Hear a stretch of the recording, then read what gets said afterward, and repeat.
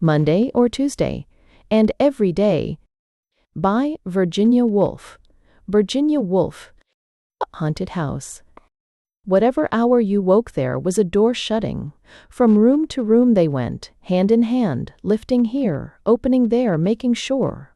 A ghostly couple. Here we left it, she said, and he added, "Oh, but here too, it's upstairs," she murmured. "Ah, and in the garden," he whispered. "Quietly," they said, "or we shall wake them." "But it wasn't that you woke us." "Oh no, they're looking for it. They're drawing the curtain," one might say, and so read on a page or two. "Now they've found it," one would be certain, stopping the pencil on the margin. And then, tired of reading, one might rise and see for oneself, the house all empty, the doors standing open, only the wood pigeons bubbling with content and the hum of the threshing machine sounding from the farm. What did I come in here for? What did I want to find? My hands were empty. The apples were in the loft, and so down again, the garden still as ever, only the book had slipped into the grass. But they had found it in the drawing room, not that one could ever see them. The window panes reflected apples, reflected roses, all the leaves were green in the glass. If they moved in the drawing room, the apple only turned its yellow side. Yet, the moment after, if the door was opened, spread about the floor, hung upon the walls, pendant from the ceiling, what? My hands were empty. The shadow of a thrush crossed the carpet. From the deepest wells of silence, the wood pigeon drew its bubble of sound. Safe, safe, safe. The treasure buried, the room, see. The pulse stopped short. Oh, was that the buried treasure? A moment later the light had faded. Out in the garden then? But the trees spun darkness for a wandering beam of sun, so fine, so rare, coolly sunk beneath the surface. The beam I sought, always burnt behind the glass.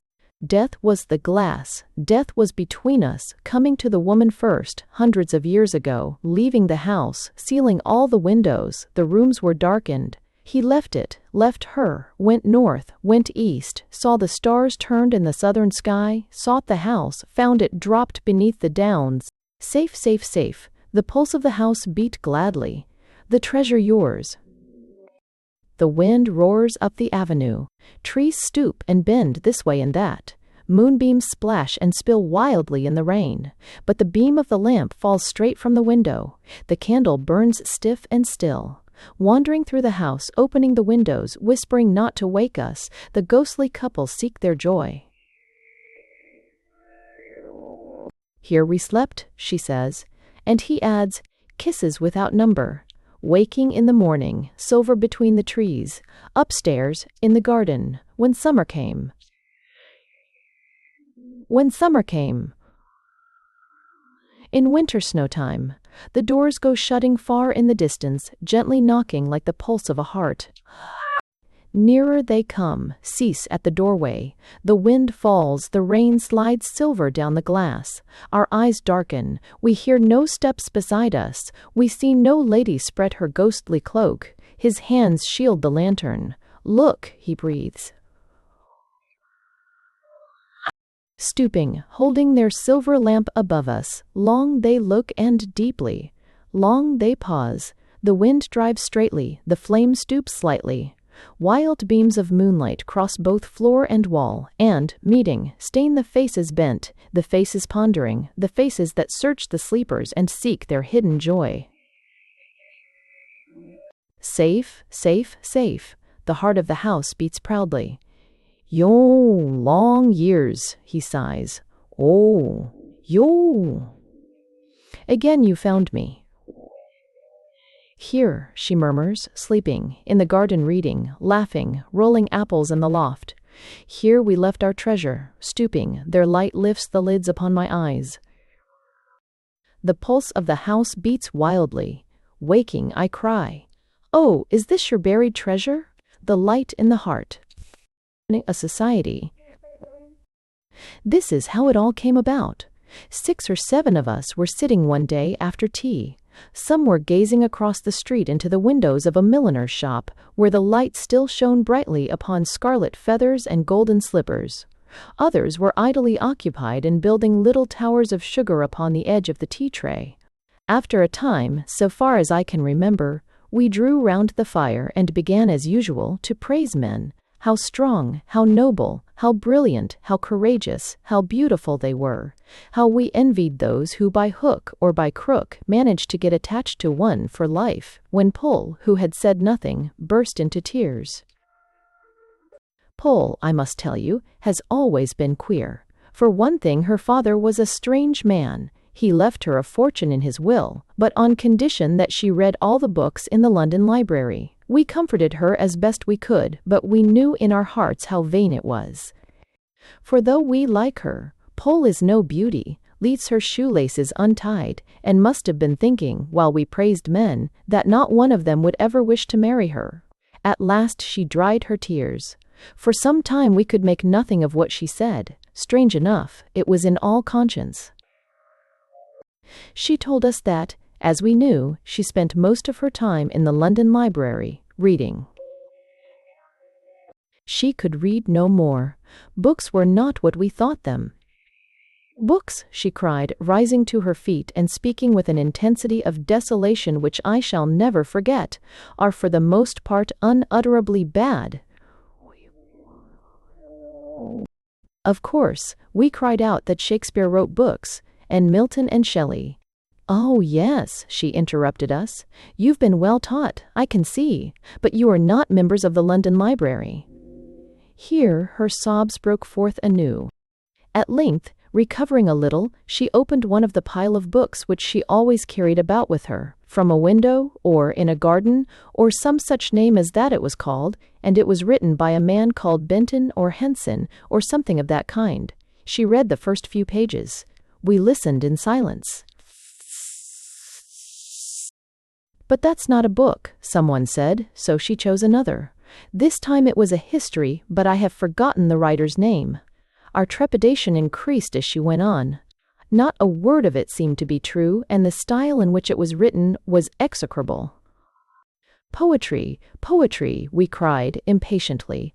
Read us poetry. I cannot describe the desolation which fell upon us as she opened a little volume and mouthed out the verbose, sentimental foolery which it contained.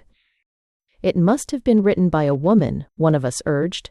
But no, she told us that it was written by a young man, one of the most famous poets of the day. I leave you to imagine what the shock of the discovery was. Though we all cried and begged her to read no more, she persisted and read us extracts from the lives of the Lord Chancellors. When she had finished, Jane, the eldest and wisest of us, rose to her feet and said that she for one was not convinced. Why, she asked, if men write such rubbish as this, should our mothers have wasted their youth in bringing them into the world? We were all silent, and, in the silence, poor Poll could be heard sobbing out, Why did my father teach me to read? Clorinda was the first to come to her senses. It's all our fault, she said. Every one of us knows how to read, but no one, save Poll, has ever taken the trouble to do it. I, for one, have taken it for granted that it was a woman's duty to spend her youth in bearing children. I venerated my mother for bearing 10, still more, my grandmother for bearing 15. It was, I confess, my own ambition to bear 20. We have gone on all these ages, supposing that men were equally industrious, and that their works were of equal merit. While we have borne the children, they, we supposed, have borne the books and the pictures. We have populated the world. They have civilized it. But now that we can read, what prevents us from judging the results? Before we bring another child into the world, we must swear that we will find out what the world is like. So we made ourselves into a society for asking questions. One of us was to visit a man-of-war. Another was to hide herself in a scholar's study. Another was to attend a meeting of businessmen, while all were to read books, look at pictures, go to concerts, keep our eyes open in the streets, and ask questions perpetually. We were very young. You can judge of our simplicity when I tell you that before parting that night, we agreed that the objects of life were to produce good people and good books. Our questions were to be directed to finding out how far these objects were now attained by men. We vowed solemnly that we would not bear a single child until we were satisfied. Off we went then, some to the British Museum, others to the King's Navy, some to Oxford, others to Cambridge. We visited the Royal Academy and the Tate, heard modern music in concert rooms, went to the law courts, and saw new plays. No one dined out without asking her partner certain questions and carefully noting his replies. At intervals we met together and compared our observations. Oh, those were merry meetings! Never have I laughed so much as I did when Rose read her notes upon honor and described how she had dressed herself as an Ethiopian prince and gone aboard one of His Majesty's ships. Discovering the hoax, the captain visited her, now disguised as a private gentleman, and demanded that honor should be satisfied. "But how?" she asked. "How?" he bellowed. "With the cane, of course." Seeing that he was beside himself with rage and expecting that her last moment had come, she bent over and received, to her amazement, 6 light taps upon the behind. He cried, and, raising herself, she saw him with the sweat pouring down his face, holding out a trembling right hand. "Away!" she exclaimed, striking an attitude and imitating the ferocity of his own expression. "My honor has still to be satisfied."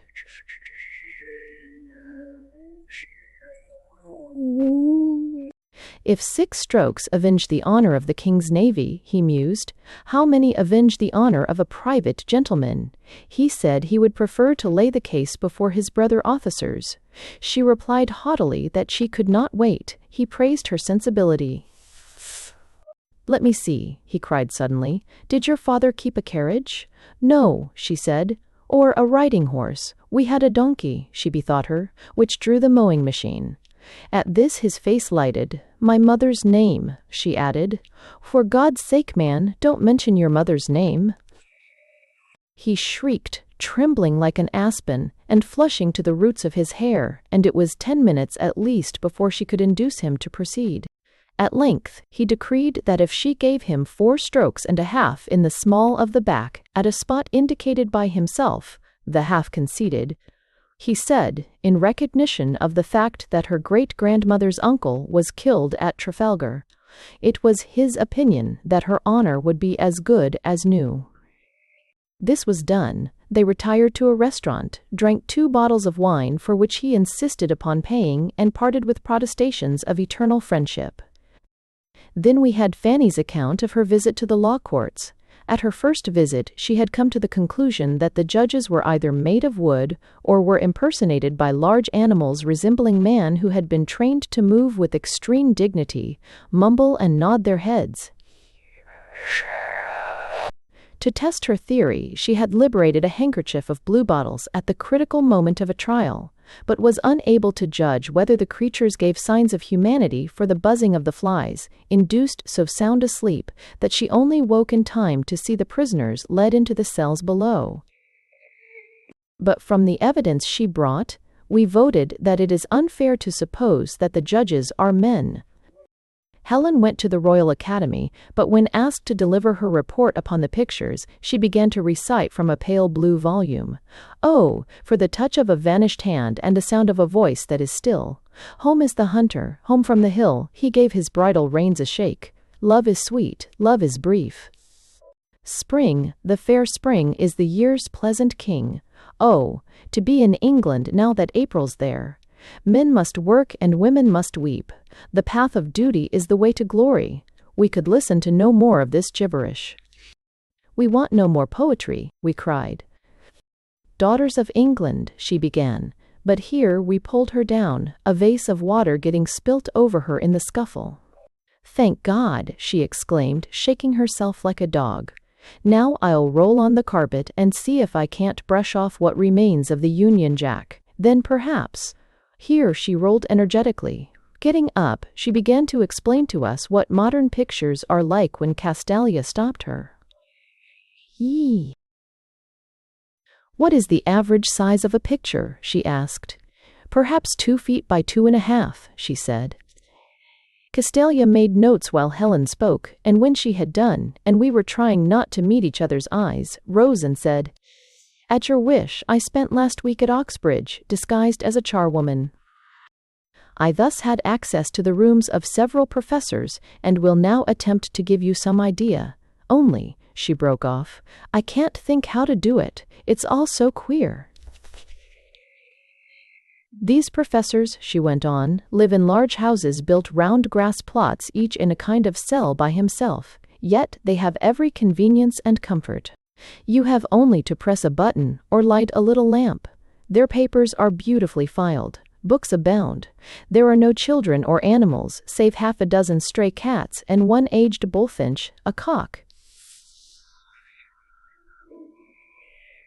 I remember, she broke off, an aunt of mine who lived at Dulwich and kept cactuses. You reached the conservatory through the double drawing-room, and there, on the hot pipes, were dozens of them. Ugly, squat, bristly little plants, each in a separate pot. Once in 100 years the aloe flowered, so my aunt said. But she died before that happened. Well, she resumed, when Professor Hopkin was out, I examined his life work, an edition of Sappho. It's a queer-looking book, 6 or 7 inches thick, not all by Sappho. Oh no. Most of it is a defense of Sappho's chastity, which some German had denied.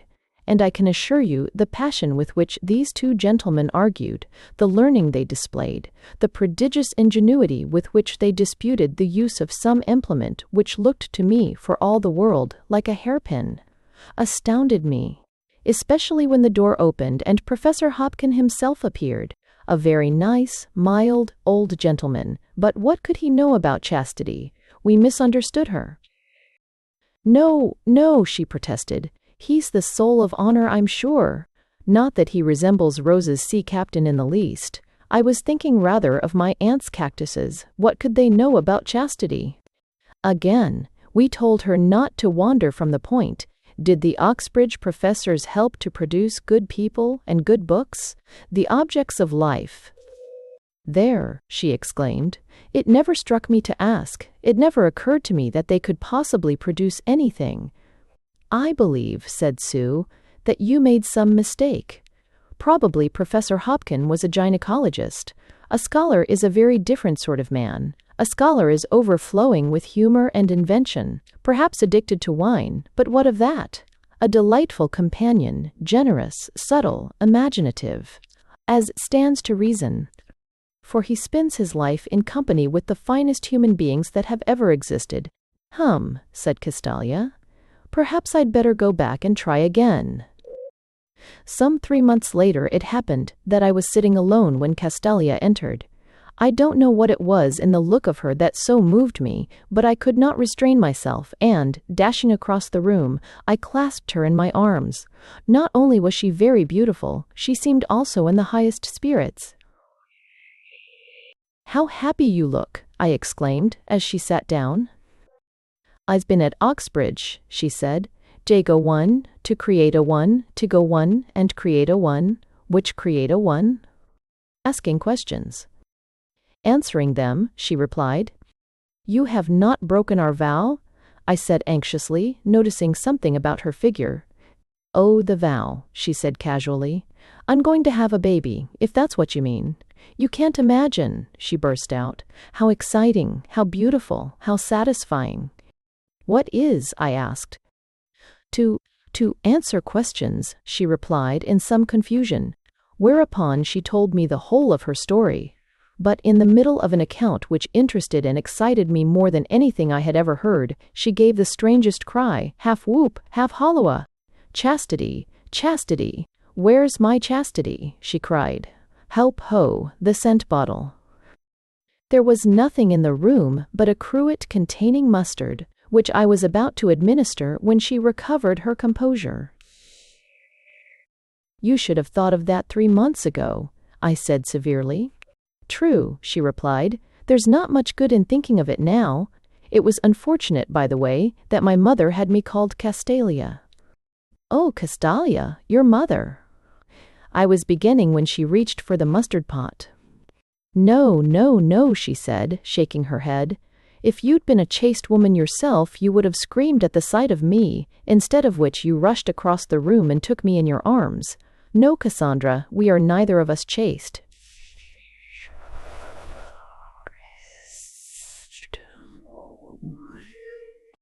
Meanwhile, the room was filling up, for it was the day appointed to discuss the results of our observations. Everyone, I thought, felt as I did about Castalia. They kissed her and said how glad they were to see her again. At length, when we were all assembled, Jane rose and said that it was time to begin. She began by saying that we had now asked questions for over 5 years, and that though the results were bound to be inconclusive, here Castalia nudged me and whispered that she was not so sure about that. Then she got up, and, interrupting Jane in the middle of a sentence, said, "Before you say any more, I want to know, am I to stay in the room? Because," she added, "I have to confess that I am an impure woman." Everyone looked at her in astonishment. "You're going to have a baby?" asked Jane. She nodded her head. It was extraordinary to see the different expressions on their faces. A sort of hum went through the room, in which I could catch the words impure, baby, Castalia, and so on. Jane, who was herself considerably moved, put it to us. "Shall she go? Is she impure?" Such a roar filled the room as might have been heard in the street outside. "No, no, no, let her stay. Impure fiddlesticks." Yet I fancied that some of the youngest, girls of 19 or 20, held back as if overcome with shyness. Then we all came about her and began asking questions, and at last I saw one of the youngest, who had kept in the background, approach shyly and say to her, "What is chastity, then? I mean, is it good, or is it bad, or is it nothing at all?" She replied so low that I could not catch what she said. "You know I was shocked," said another, "for at least 10 minutes. "In my opinion," said Pole, who was growing crusty from always reading in the London Library, "chastity is nothing but ignorance, a most discreditable state of mind. We should admit only the unchaste to our society. I vote that Castalia shall be our president." This was violently disputed. "It is as unfair to brand women with chastity as with unchastity," said Pole. "Some of us haven't the opportunity either. Moreover, I don't believe Cassie herself maintains that she acted as she did from a pure love of knowledge." "He is only 21 and divinely beautiful," said Cassie, with a ravishing gesture. "I move," said Helen, "that no one be allowed to talk of chastity or unchastity, save those who are in love." "Oh, bother," said Judith, who had been inquiring into scientific matters. "I'm not in love, and I'm longing to explain my measures for dispensing with prostitutes and fertilizing virgins by Act of Parliament." She went on to tell us of an invention of hers to be erected at tube stations and other public resorts, which, upon payment of a small fee, would safeguard the nation's health, accommodate its sons, and relieve its daughters. Then she had contrived a method of preserving in sealed tubes the germs of future Lord Chancellors, or poets, or painters, or musicians, she went on, supposing, that is to say, that these breeds are not extinct and that women still wish to bear children. "Of course we wish to bear children," cried Castalia impatiently. Jane rapped the table. "That is the very point we are met to consider," she said. "For 5 years we have been trying to find out whether we are justified in continuing the human race. Castalia has anticipated our decision, but it remains for the rest of us to make up our minds." Here, one after another of our messengers rose and delivered their reports. The marvels of civilization far exceeded our expectations, and, as we learnt for the first time how man flies in the air, talks across space, penetrates to the heart of an atom, and embraces the universe in his speculations, a murmur of admiration burst from our lips. "We are proud," we cried, "that our mothers sacrificed their youth in such a cause as this." Castalia, who had been listening intently, looked prouder than all the rest. Then Jane reminded us that we had still much to learn, and Castalia begged us to make haste. On we went through a vast tangle of statistics. We learnt that England has a population of so many millions, and that such and such a proportion of them is constantly hungry and in prison, that the average size of a working man's family is such, and that so great a percentage of women die from maladies incident to childbirth. Reports were read of visits to factories, shops, slums, and dockyards. Descriptions were given of the stock exchange, of a gigantic house of business in the city, and of a government office. The British colonies were now discussed, and some account was given of our rule in India, Africa, and Ireland. I was sitting by Castalia, and I noticed her uneasiness. "We shall never come to any conclusion at all at this rate," she said, "as it appears that civilization is so much more complex than we had any notion. Would it not be better to confine ourselves to our original enquiry?"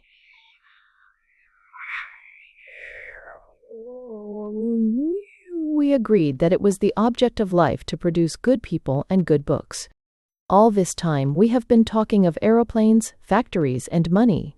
Let us talk about men themselves and their arts, for that is the heart of the matter. So the diners outstepped forward with long slips of paper containing answers to their questions. These had been framed after much consideration.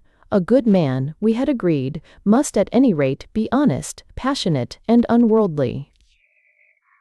But whether or not a particular man possessed those qualities could only be discovered by asking questions, often beginning at a remote distance from the center. Is Kensington a nice place to live in? Where is your son being educated, and your daughter? Now please tell me, what do you pay for your cigars? By the way, is Sir Joseph a baronet or only a knight? Often it seemed that we learnt more from trivial questions of this kind than from more direct ones.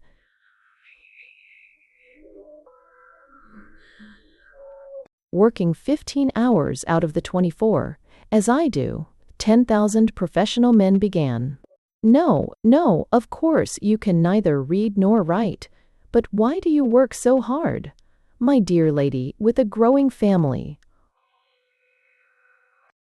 Very few would reply at all to questions about morality and religion, and such answers as were given were not serious. Questions as to the value of money and power were almost invariably brushed aside or pressed at extreme risk to the asker.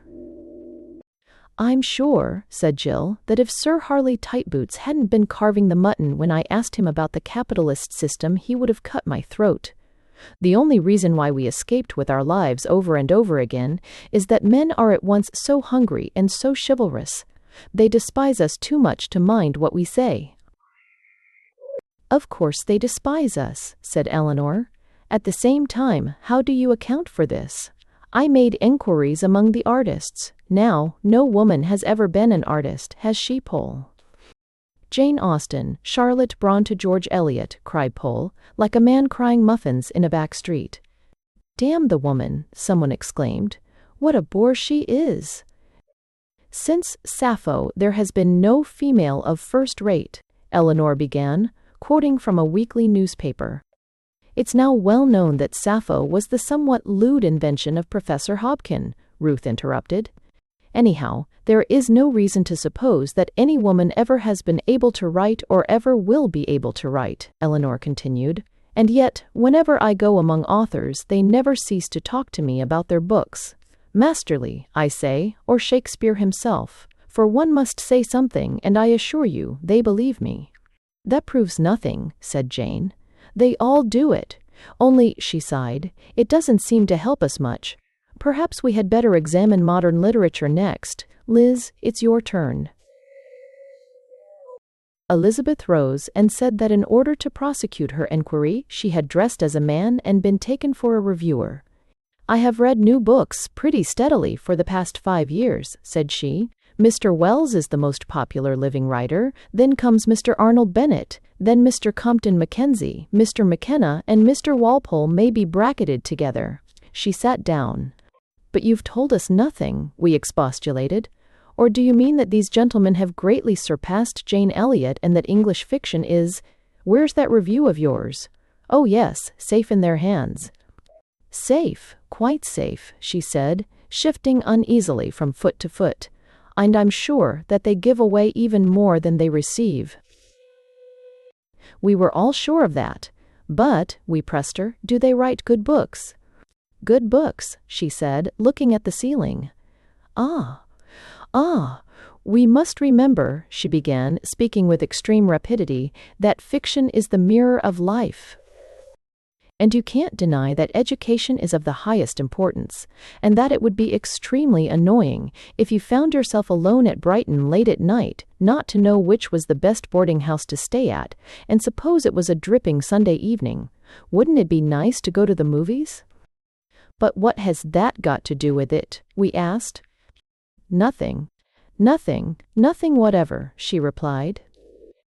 Well, tell us the truth, we bade her. The truth, but isn't it wonderful, she broke off. Mr. Chitter has written a weekly article for the past 30 years upon love or hot buttered toast and has sent all his sons to Eton. The truth, we demanded. Oh, the truth, she stammered. The truth has nothing to do with literature. And sitting down, she refused to say another word. It all seemed to us very inconclusive. Ladies, we must try to sum up the results, Jane was beginning, when a hum, which had been heard for some time through the open window, drowned her voice. War. War, war, declaration of war. Men were shouting in the street below. We looked at each other in horror. What war? We cried. What war? We remembered too late that we had never thought of sending anyone to the House of Commons. We had forgotten all about it. We turned to Pole, who had reached the history shelves in the London Library, and asked her to enlighten us. Why, we cried, do men go to war? Sometimes for one reason, sometimes for another, she replied calmly. In 1760, for example, the shouts outside drowned her words. Again in 1797, in 1804. It was the Austrians in 1866 to 1870 was the Franco-Prussian. In 1900, on the other hand. But it's now 1914. We cut her short. Ah, I don't know what they're going to war for now, she admitted. The war was over, and peace was in process of being signed, when I once more found myself with Castalia in the room where our meetings used to be held. We began idly turning over the pages of our old minute books. Queer, I mused, to see what we were thinking 5 years ago. We are agreed, Castalia quoted, reading over my shoulder, that it is the object of life to produce good people and good books. We made no comment upon that. A good man is at any rate honest, passionate, and unworldly. What a woman's language! Oh dear, cried Castalia, pushing the book away from her. What fools we were! It was all Pole's father's fault, she went on. I believe he did it on purpose. That ridiculous will, forcing Pole to read all the books in the London Library. If we hadn't learnt to read, she said bitterly, we might still have been bearing children in ignorance, and that I believe was the happiest life after all. I know what you're going to say about war, she checked me, and the horror of bearing children to see them killed, but our mothers did it, and their mothers before them. And they didn't complain, they couldn't read. I've done my best, she sighed, to prevent my little girl from learning to read. But what's the use? I caught Anne only yesterday with a newspaper in her hand, and she was beginning to ask me if it was true. Next, she'll ask me whether Mr. Lloyd George is a good man, then whether Mr. Lloyd George is a good man. Arnold Bennett is a good novelist, and finally, whether I believe in God. How can I bring my daughter up to believe in nothing? She demanded. Surely you could teach her to believe that a man's intellect is, and always will be, fundamentally superior to a woman's? I suggested. She brightened at this and began to turn over our old minutes again.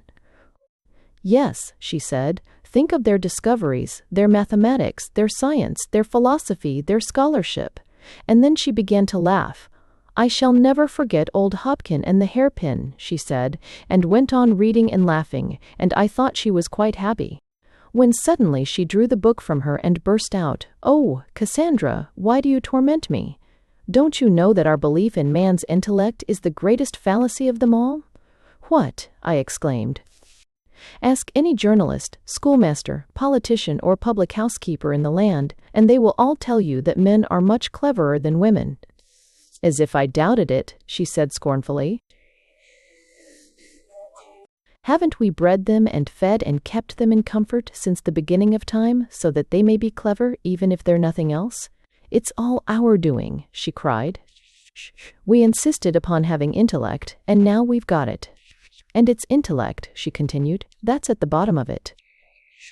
What could be more charming than a boy, before he has begun to cultivate his intellect? He is beautiful to look at, he gives himself no airs, he understands the meaning of art and literature instinctively, he goes about enjoying his life, and making other people enjoy theirs. Then they teach him to cultivate his intellect. He becomes a barrister, a civil servant, a general, an author, a professor. Every day he goes to an office. Every year he produces a book. He maintains a whole family by the products of his brain. Soon he cannot come into a room without making us all feel uncomfortable. He condescends to every woman he meets, and dares not tell the truth even to his own wife. Instead of rejoicing our eyes, we have to shut them if we are to take him in our arms. True, they console themselves with stars of all shapes, ribbons of all shades, and incomes of all sizes. But what is to console us? What is to console us? That we shall be able in 10 years' time to spend a weekend at Lahore? Or that the least insect in Japan has a name twice the length of its body? Oh, Cassandra, for heaven's sake, let us devise a method by which men may bear children. It is our only chance. For unless we provide them with some innocent occupation, we shall get neither good people nor good books. We shall perish beneath the fruits of their unbridled activity, and not a human being will survive to know that there once was Shakespeare." "It is too late," I replied. "We cannot provide even for the children that we have." "And then you ask me to believe in intellect," she said. While we spoke, men were crying hoarsely and wearily in the street, and, listening, we heard that the Treaty of Peace had just been signed. The voices died away. The rain was falling and interfered no doubt with the proper explosion of the fireworks. "My cook will have bought the evening news," said Castalia, "and Anne will be spelling it out over her tea. I must go home." "It's no good, not a bit of good," I said. "Once she knows how to read, there's only one thing you can teach her to believe in, and that is herself." "Well, that would be a change," sighed Castalia. So we swept up the papers of our society, and, though Anne was playing with her doll very happily, we solemnly made her a present of the lot and told her we had chosen her to be president of the society of the future. Upon which she burst into tears, poor little girl. Monday or Tuesday, and first two because a D-stay. Lazy and indifferent, shaking space easily from his wings, knowing his way, the heron passes over the church beneath the sky, white and distant, absorbed in itself, endlessly. The sky covers and uncovers, moves and remains. A lake, blot the shores of it out. A mountain, oh, perfect, the sun gold on its slopes. Ferns then, or white feathers, forever and ever. Desiring truth, awaiting it, laboriously distilling a few words, forever desiring. A cry starts to the left, another to the right. Omnibuses conglomerate in conflict, forever desiring. The clock asseverates with 12 distinct strokes that it is midday. Light sheds gold scales, children swarm, forever desiring truth. Red is the dome, coins hang on the trees, smoke trails from the chimneys, bark, shout, cry, iron for sale, and truth, iron for sale, and truth, shout, iron for sale. Radiating to a point men's feet and women's feet, black or gold encrusted, this foggy weather, sugar. No, thank you. The Commonwealth of the future, the firelight darting and making the room red, save for the black figures and their bright eyes, while outside a van discharges. Miss Thingamy drinks tea at her desk, and plate glass preserves fur coats.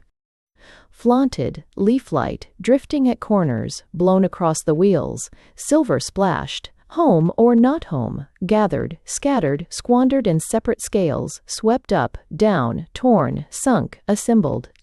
And truth. Now, to recollect by the fireside on the white square of marble, from ivory depths words rising shed their blackness, blossom and penetrate.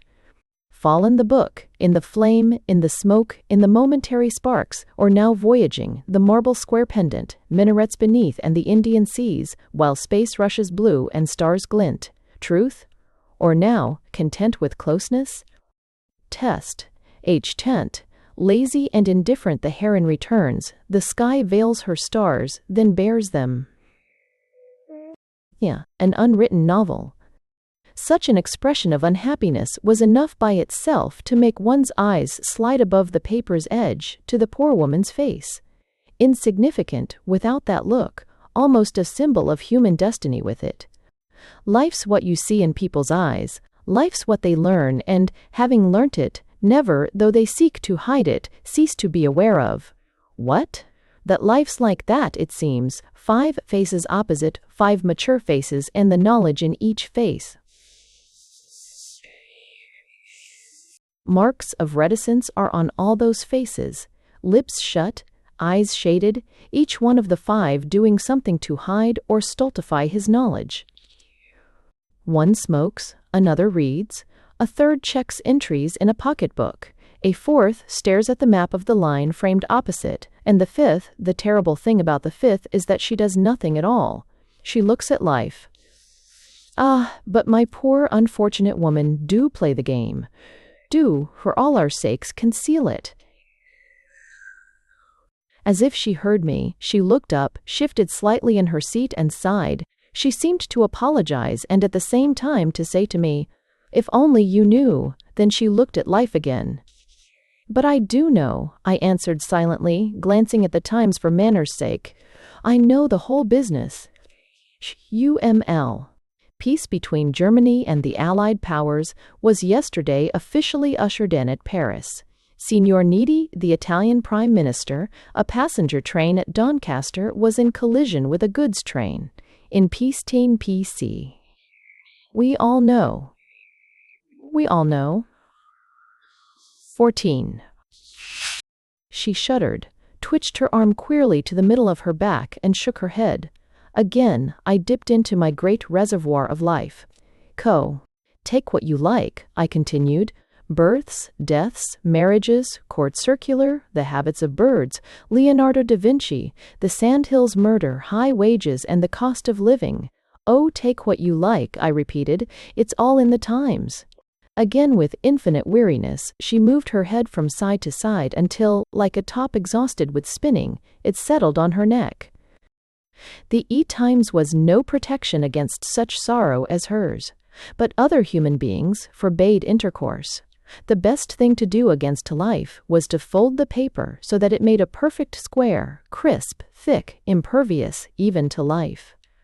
This done, I glanced up quickly, armed with a shield of my own.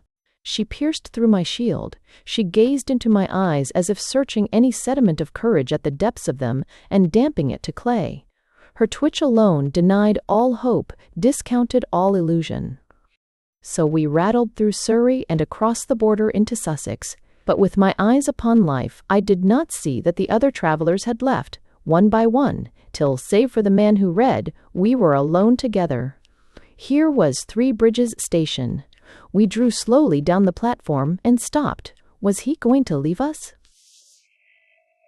I prayed both ways. I prayed last that he might stay. At that instant he roused himself, crumpled his paper contemptuously, like a thing done with, burst open the door, and left us alone. The unhappy woman, leaning a little forward, palely and colorlessly addressed me, talked of stations and holidays, of brothers at Eastbourne, and the time of year which was, I forget now, early or late. But at last, looking from the window and seeing, I knew, only life, she breathed. Staying away. That's the drawback of it.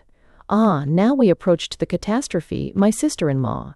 The bitterness of her tone was like lemon on cold steel, and speaking not to me, but to herself, she muttered. Nonsense, she would say. That's what they all say. And while she spoke, she fidgeted as though the skin on her back were as a plucked fowl's in a poulterer's shop window. Oh, that cow! She broke off nervously, as though the great wooden cow in the meadow had shocked her and saved her from some indiscretion. Then she shuddered, and then she made the awkward angular movement that I had seen before, as if, after the spasm, some spot between the shoulders burnt or itched. Then again she looked the most unhappy woman in the world, and I once more reproached her, though not with the same conviction, for if there were a reason, and if I knew the reason, the stigma was removed from life. Sisters-in-law, I said. Her lips pursed as if to spit venom at the word. Pursed they remained. All she did was to take her glove and rub hard at a spot on the window pane. She rubbed as if she would rub something out forever, some stain, some indelible contamination. Indeed, the spot remained for all her rubbing, and back she sank with the shudder and the clutch of the arm I had come to expect. Something impelled me to take my glove and rub my window. There, too, was a little speck on the glass. For all my rubbing it remained. And then the spasm went through me. I crooked my arm and plucked at the middle of my back. My skin, too, felt like the damp chicken skin in the poulterer's shop. Window, one spot between the shoulders itched and irritated, felt clammy, felt raw. Could I reach it? Surreptitiously I tried. She saw me. A smile of infinite irony, infinite sorrow, flitted and faded from her face. But she had communicated, shared her secret, passed her poison, she would speak no more. Leaning back in my corner, shielding my eyes from her eyes, seeing only the slopes and hollows, grays and purples, of the winter's landscape, I read her message, deciphered her secret, reading it beneath her gaze. Hilda's the sister-in-law. Hilda, Hilda, Hilda Marsh, Hilda Marsh, Hilda the blooming, the full-bosomed, the matronly. Hilda stands at the door as the cab draws up, holding a coin. Poor Minnie, more of a grasshopper than ever, old cloak she had last year. Well, well, with 2 children these days, one can't do more. No, Minnie, I've got it. Here you are, cabby. None of your ways with me. Come in, Minnie. Oh, I could carry you, let alone your basket. So they go into the dining room. Slowly, the knives and forks sink from the upright. Down they get. Bob and Barbara hold out hands stiffly, back again to their chairs, staring between the resumed mouthfuls. But this will skip. Ornaments, curtains, trefoil china plate, yellow oblongs of cheese, white squares of biscuit. Oh, but wait. Halfway through luncheon, one of those shivers. Bob stares at her, spoon in mouth. Aye, get on with your pudding, Bob, but Hilda disapproves. Why should she twitch? Why should she twitch? Skip, skip, till we reach the landing on the upper floor, stairs brass-bound, linoleum worn. Oh, yes. Little bedroom looking out over the roofs of Eastbourne. Zigzagging roofs like the spines of caterpillars, this way, that way, striped red and yellow, with blue-black slating. Now, Minnie, the door's shut. Hilda heavily descends to the basement. You unstrap the straps of your basket, lay on the bed a meager nightgown, stand side by side, furred felt slippers. The looking-glass. No, you avoid the looking-glass. Some methodical disposition of hat-pins. Perhaps the shell-box has something in it.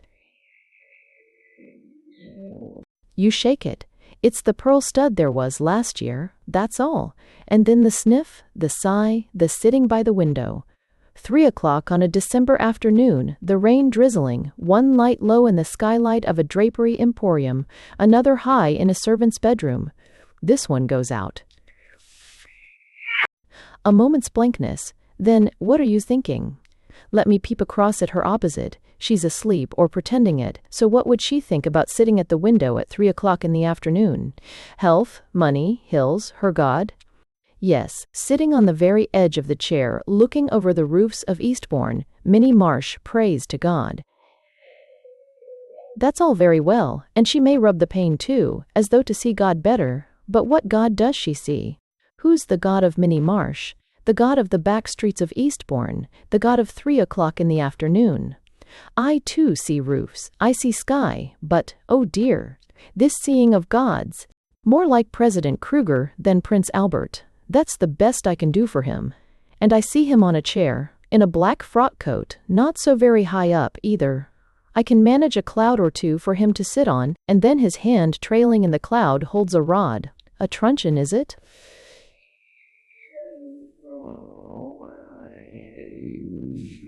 Black, thick, thorned.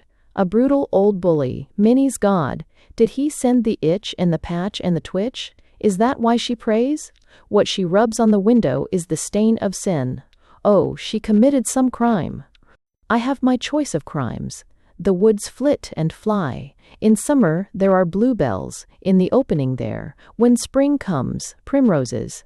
A parting, was it, 20 years ago? Vows broken? Not Minnie's. ECHC too. She was faithful, how she nursed her mother. All her savings on the tombstone, wreaths under glass, daffodils in jars. But I'm off the track. A crime. In Stee, they would say she kept her sorrow, suppressed her secret, her sex, they'd say, the scientific people. But what flummery to saddle her with sex, no one more like this. Passing down the streets of Croydon 20 years ago, the violet loops of ribbon in the draper's window, spangled in the electric light, catch her eye. She lingers, past 6, still by running she can reach home. She pushes through the glass swing door. It's sale. She pauses, pulls this, fingers that with the raised roses on it. No need to choose, no need to buy, and each tray with its surprises. In we don't shut till 7, and then it is I7. She runs, she rushes, home she reaches, but too late. Neighbors, the doctor, baby brother, the kettle scalded, hospital dead, or only the shock of it, the blame. Ah, but the detail matters nothing. It's what she carries with her, the spot, the crime, the thing to expiate, always there between her shoulders. Yes, she seems to nod to me, it's the thing I did. Whether you did or what you did, I don't mind. It's not the thing I want. The draper's window looped with violet. That'll do, a little cheap perhaps, a little commonplace, since one has a choice of crimes, but then so many, let me peep across again. Still sleeping, or pretending sleep.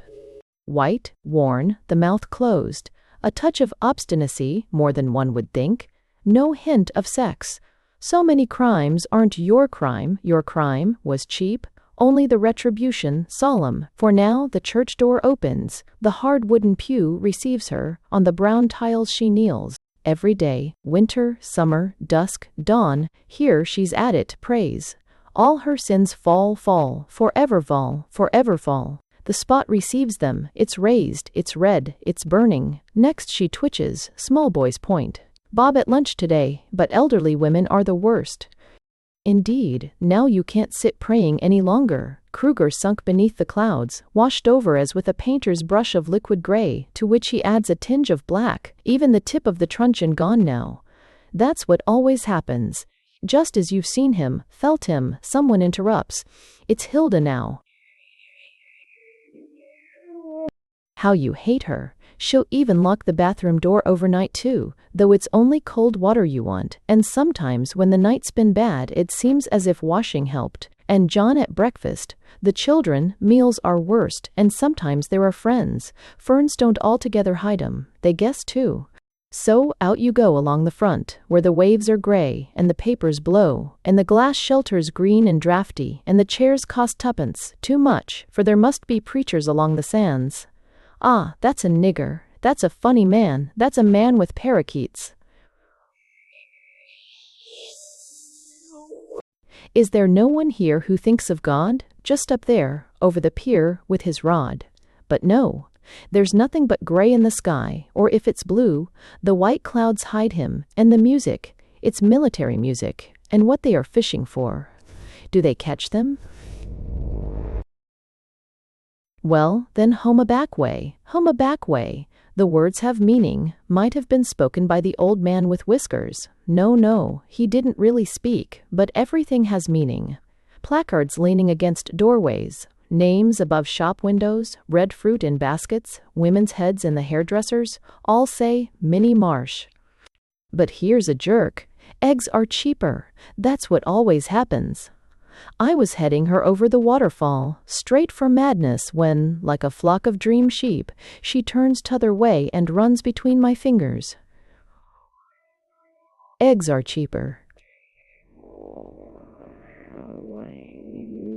Tethered to the shores of the world, none of the crimes, sorrows, rhapsodies, or insanities for poor Minnie Marsh, never late for luncheon, never caught in a storm without a mackintosh, never utterly unconscious of the cheapness of eggs, so she reaches home, scrapes her boots.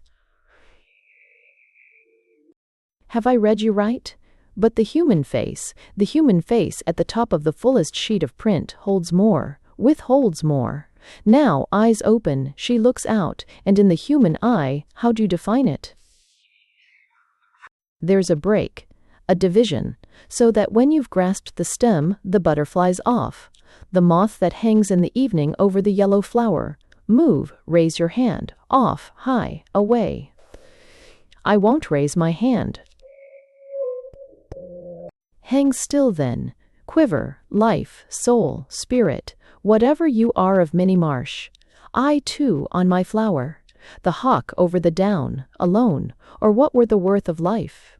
To rise, hang still in the evening, in the midday, hang still over the down. The flicker of a hand, off, up, then poised again. Alone, unseen, seeing all so still down there, all so lovely. None seeing, none caring, the eyes of others our prisons, their thoughts our cages, air above, air below, and the moon and immortality. There she is, tight to her blossom, opening her handbag, from which she takes a hollow shell, an egg. Who was saying that eggs were cheaper? You or I? Oh, it was you who said it on the way home, you remember, when the old gentleman, suddenly opening his umbrella, or sneezing, was it? Anyhow, Kruger went, and you came home a back way, and scraped your boots. Yes, and now you lay across your knees a pocket handkerchief into which drop little angular fragments of eggshell, fragments of a map, a puzzle. I wish I could piece them together. She's moved her knees. The map's in bits again. Down the slopes of the Andes, the white blocks of marble go bounding and hurtling, crushing to death a whole troop of Spanish muleteers, with their convoy, Drake's booty, gold and silver. To what? To where? She opened the door, and, putting her umbrella in the stand, that goes without saying, so too, the whiff of beef from the basement, ... But what I cannot thus eliminate, what I must, head down, eyes shut, with the courage of a battalion and the blindness of a bull, charge and disperse are, indubitably, the figures behind the ferns, commercial travelers. There I've hidden them all this time in the hope that somehow they'd disappear, or better still emerge, as indeed they must, if the story's to go on gathering richness and rotundity, destiny and tragedy, as stories should, rolling along with it, 2, if not 3, commercial travelers and a whole grove of aspidistra. The fronds of the aspidistra only partly concealed the commercial traveler. Rhododendrons would conceal him utterly, and into the bargain give me my fling of red and white, for which I starve and strive. But rhododendrons in Eastbourne, in December on the Marshes' table. No, I dare not. It's all a matter of crusts and cruets, frills and ferns. Perhaps there'll be a moment later by the sea.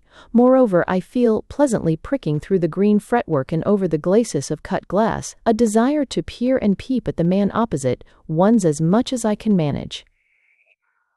James Moggridge is it, whom the Marshes call Jimmy. Minnie, you must promise not to twitch till I've got this straight. James Moggridge travels in, shall we say buttons? But the time's not come for bringing them in, the big and the little on the long cards, some peacock-eyed, others dull gold, cairngorms some, and others coral sprays. But I say, the time's not come. He travels, and on Thursdays, his Eastbourne day, takes his meals with the Marshes. His red face, his little steady eyes, by no means altogether commonplace, his enormous appetite, that's safe, he won't look at Minnie till the bread's swamped the gravy dry, napkin tucked diamond-wise. But this is primitive, and, whatever it may do, the reader, don't take me in. Let's dodge to the Moggridge household, set that in motion. Well, the family boots are mended on Sundays by James himself, he reads truth. But his passion? Roses. And his wife a retired hospital nurse. Interesting, for God's sake, let me have one woman with a name I like. But no, she's of the unborn children of the mind, illicit, none the less loved, like my rhododendrons. How many die in every novel that's written? The best, the dearest, while Moggridge lives. It's life's fault. Here's Minnie eating her egg at the moment, opposite and at t'other end of the line. Are we past Lewis? There must be Jimmy, or what's her twitch for? There must be Moggridge, life's fault. Life imposes her laws, life blocks the way, life's behind the fern, life's the tyrant, oh but not the bully, no, for I assure you, I come willingly, I come wooed by heaven knows what compulsion across ferns and cruets, table splashed and bottle smeared, I come irresistibly to lodge myself somewhere on the firm flesh, in the robust spine, wherever I can penetrate or find foothold on the person, in the soul of Moggridge the man. The enormous stability of the fabric, the spine tough as whalebone, straight as oak tree, the ribs radiating branches, the flesh-taut tarpaulin, the red hollows, the suck and regurgitation of the heart, while from above, meat falls in brown cubes and beer gushes to be churned to blood again. And so we reach the eyes. Behind the aspidistra they see something, black, white, dismal. Now the plate again. Behind the aspidistra they see elderly woman, Marcia's sister, Hilda's more, my sort. The tablecloth now. Talk that over, cheese has come, the plate again, turn it round. The enormous fingers, now the woman opposite. Marcia's sister, not a bit like Marsh, wretched elderly female. You should feed your hens. Yes, Minnie, I know you've twitched, but one moment, James Moggridge. Dear, dear, dear, how beautiful the sound is, like the knock of a mallet on seasoned timber, like the throb of the heart of an ancient whaler when the seas press thick and the green is clouded. Dear, dear, what a passing bell for the souls of the fretful, to soothe them and solace them, lap them in linen, saying, so long. Good luck to you, and then, what's your pleasure? For though Moggridge would pluck his rose for her, that's done, that's over. Now what's the next thing? That's the man's way, that's the sound that reverberates, that's St. Paul's and the motor omnibuses. But we're brushing the crumbs off. Oh, Moggridge, you won't stay? You must be off? Are you driving through Eastbourne this afternoon in one of those little carriages? Are you the man who's walled up in green cardboard boxes, and sometimes has the blinds down, and sometimes sits so solemn staring like a sphinx, and always there's a look of the sepulchral, something of the undertaker, the coffin, and the dusk about horse and driver? Do tell me. But the door's slammed. We shall never meet again. Moggridge, farewell. Yes, yes, I'm coming. Right up to the top of the house. One moment I'll linger. How the mud goes round in the mind. What a swirl these monsters leave, the waters rocking, the weeds waving and green here, black there, striking to the sand, till by degrees the atoms reassemble, the deposit sifts itself, and again through the eyes one sees clear and still. And there comes to the lips some prayer for the departed, some obsequy for the souls of those one nods to, the people one never meets again. James Moggridge is dead now, gone forever. Well, Minnie, I can face it no longer. If she said that, let me look at her. She is brushing the eggshell into deep declivities. She said it certainly, leaning against the wall of the bedroom and plucking at the little balls which edge the claret-colored curtain.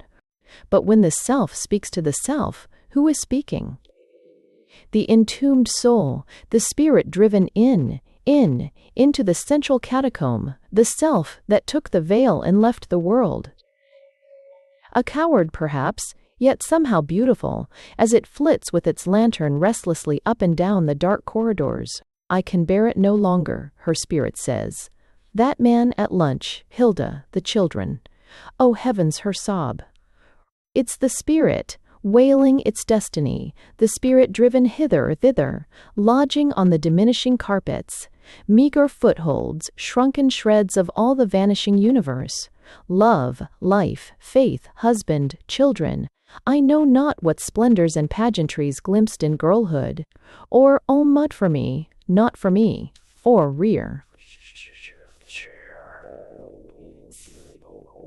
But then, the muffins, the bald elderly dog, bead mats, I should fancy, and the consolation of underlinen. If Minnie Marsh were run over and taken to hospital, nurses and doctors themselves would exclaim, "There's the vista and the vision. There's the distance, the blue blot at the end of the avenue, while, after all, the tea is rich, the muffin hot, and the dog. Binny, to your basket, sir, and see what mother's brought you." So, taking the glove with the worn thumb, defying once more the encroaching demon of what's called going in holes, you renew the fortifications, threading the gray wool, running it in and out. Running it in and out, across and over, spinning a web through which God himself. Hush, don't think of God. How firm the stitches are, you must be proud of your darning. Let nothing disturb her. Let the light fall gently, and the clouds show an inner vest of the first green leaf. Let the sparrow perch on the twig and shake the raindrop hanging to the twig's elbow. Each you, why look up? Was it a sound, a thought? Oh heavens, back again to the thing you did, the plate glass with the violet loops? But Hilda will come. Ignominies, humiliations, oh! Having mended her glove, Minnie Marsh lays it in the drawer. She shuts the drawer with decision. I catch sight of her face in the glass. Lips are pursed, chin held high. Next she laces her shoes, then she touches her throat. What's your brooch? Mistletoe or merry thought? And what is happening? Unless I'm much mistaken, the pulse is quickened, the moment's coming, the threads are racing, Niagara's ahead. Here's the crisis. Heaven be with you. Down she goes. Courage, courage, face it, be it. For God's sake, don't wait on the mat now. There's the door. I'm on your side. Speak, confront her, confound her soul. Oh, I beg your pardon. Yes, this is Eastbourne. I'll reach it down for you. Let me try the handle. But Minnie, though we keep up pretenses, I've read you right. I'm with you now. That's all your luggage? Much obliged, I'm sure. And 60. But why do you look about you? Hilda won't come to the station, nor John, and Moggridge is driving at the far side of Eastbourne. I'll wait by my bag, ma'am, that's safest. He said he'd meet me. Oh, there he is. That's my son. So they walk off together. Well, but I'm confounded. See meet you, O.L. Surely, Minnie, you know better. A strange young man. Stop, I'll tell him. Minnie, me chee, Miss Marsh, I don't know though, there's something queer in her cloak as it blows. Oh, but it's untrue, it's indecent. Look how he bends as they reach the gateway. She finds her ticket. What's the joke? Off they go, down the road, side by side. Na SSSS, well, my world's done for. What do I stand on? What do I know? That's not Minnie. There never was Moggridge. Who am I? Life's bare as bone. And yet the last look of them, he stepping from the curb and she following him round the edge of the big building, brims me with wonder, floods me anew. Mysterious figures, mother and son. Who are you? Why do you walk down the street? Where tonight will you sleep? And then, tomorrow? Oh, how it whirls and surges, floats me afresh. I start after them. People drive this way and that. The white light splutters and pours. Plate glass windows, carnations, chrysanthemums, ivy in dark gardens. Milk carts at the door. Wherever I go, mysterious figures, I see you. Turning the corner, mothers and sons, you. I hasten, I follow. This, I fancy, must be the sea. Gray is the landscape, dim as ashes, the water murmurs and moves. If I fall on my knees, if I go through the ritual, the ancient antics, it's you, unknown figures, you I adore. With I open my arms, it's you I embrace, you I draw to me. The String Quartet. Well, here we are, and if you cast your eye over the room, you will see that tubes and trams and omnibuses, private carriages, not a few even, I venture to believe, landaus with bays in them, have been busy at it, weaving threads from one end of London to the other. Yet I begin to have my doubts. If indeed it's true, as they're saying, that Regent Street is up and the treaty signed, and the weather not cold for the time of year, and even at that rent, not a flat to be had, and the worst of influenza, its after effects.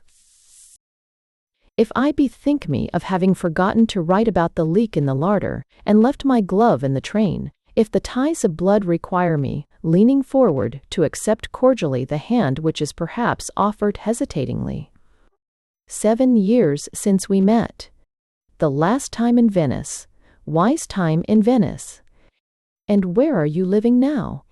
Well, the late afternoon suits me the best, though, if it weren't asking too much. But I knew you at once. Still, the war made a break. If the mind shot through by such little arrows, and, for human society compels it, no sooner is one launched than another presses forward. If this engenders heat, and in addition they've turned on the electric light, which people won? If saying one thing does, in so many cases, leave behind it a need to improve and revise, stirring besides regrets, pleasures, vanities, and desires.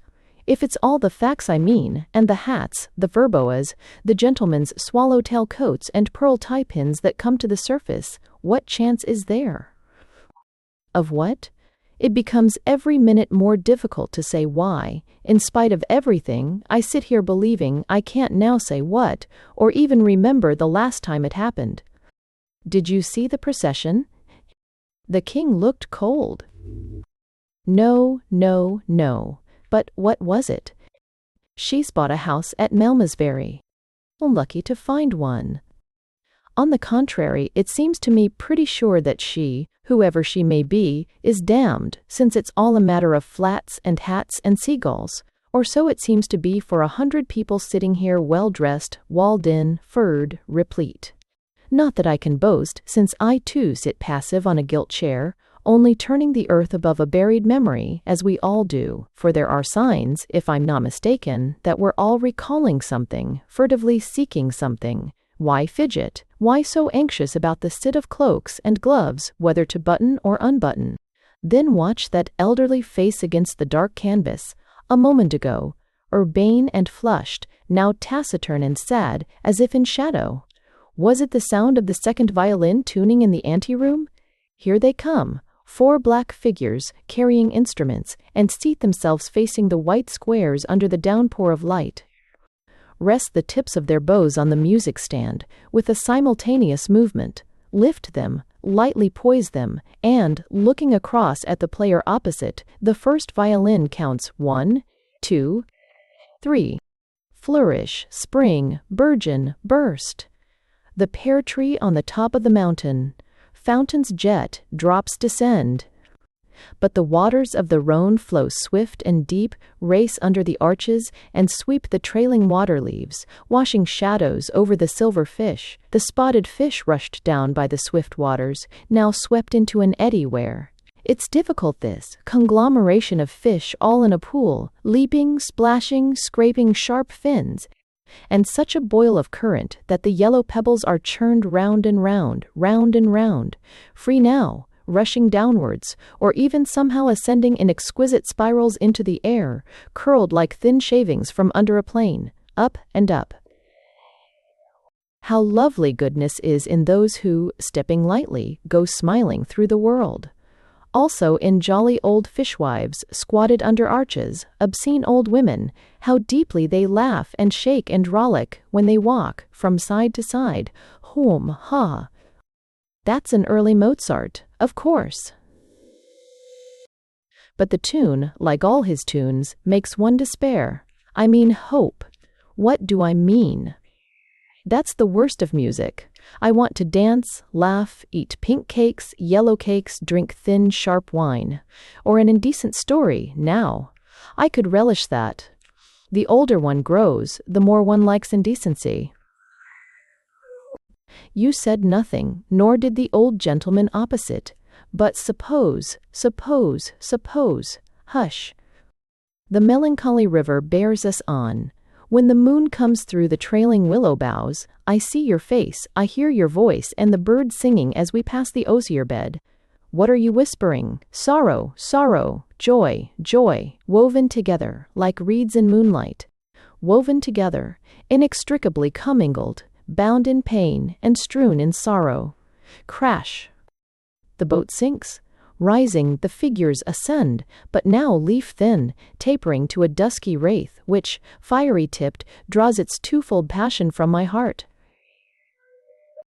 For me it sings, unseals my sorrow, thaws compassion, floods with love, the sunless world, nor, ceasing, abates its tenderness, but deftly, subtly, weaves in and out, until in this pattern, this consummation, the cleft ones unify, soar, sob, sink to rest, sorrow and joy.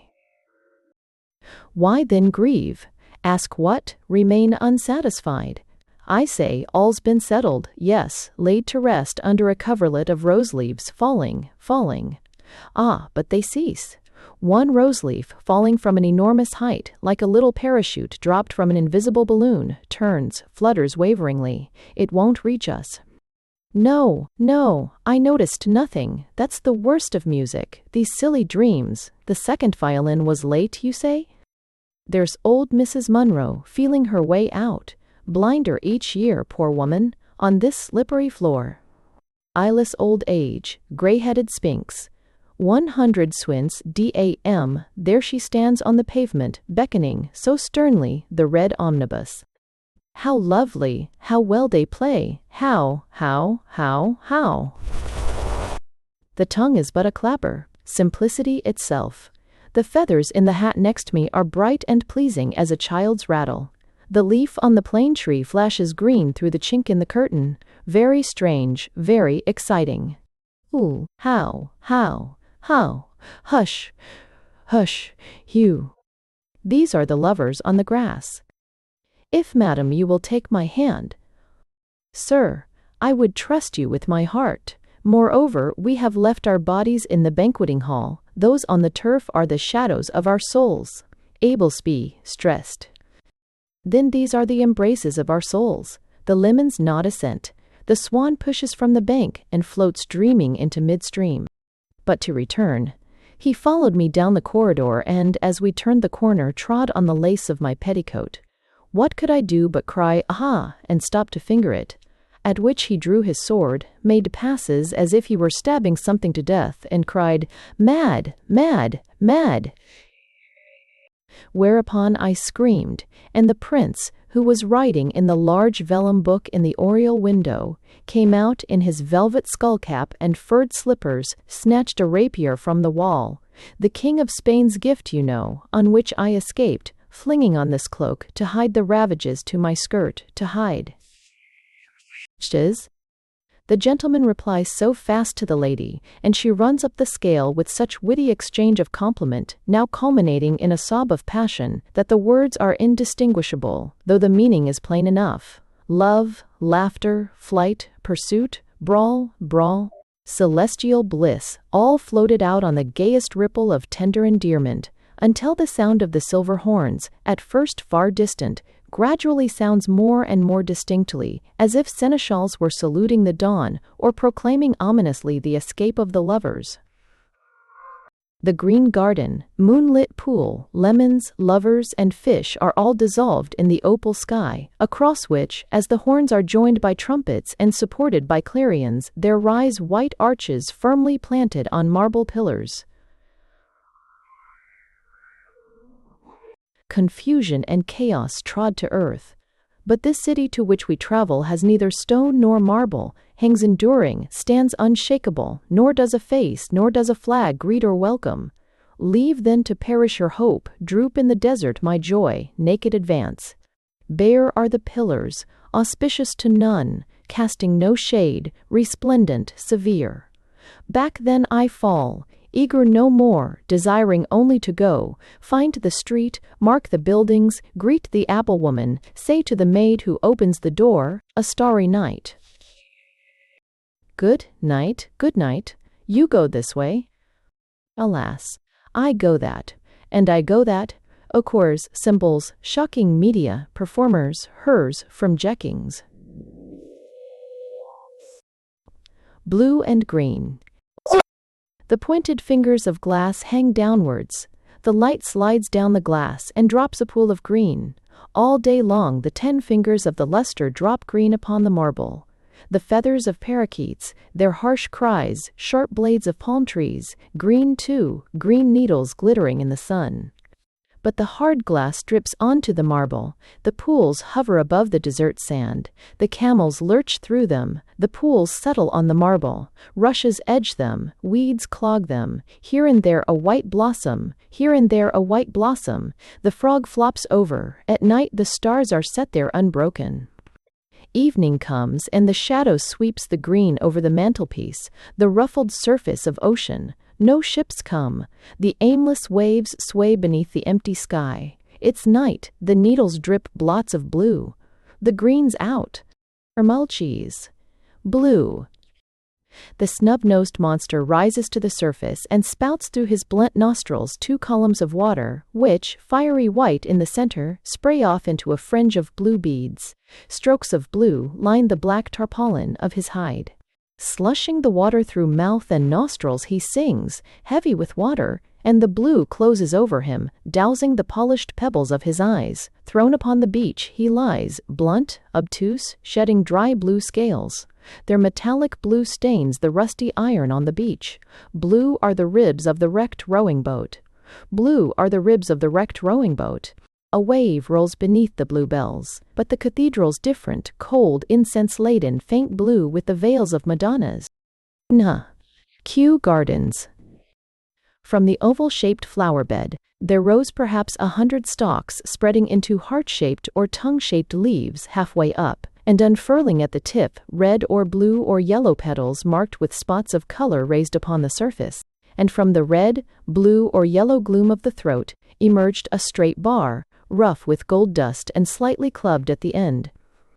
The petals were voluminous enough to be stirred by the summer breeze, and when they moved, the red, blue, and yellow lights passed one over the other, staining an inch of the brown earth beneath with a spot of the most intricate color. The light fell either upon the smooth, gray back of a pebble, or the shell of a snail with its brown circular veins, or falling into a raindrop, it expanded with such intensity of red, blue, and yellow the thin walls of water that one expected them to burst and disappear.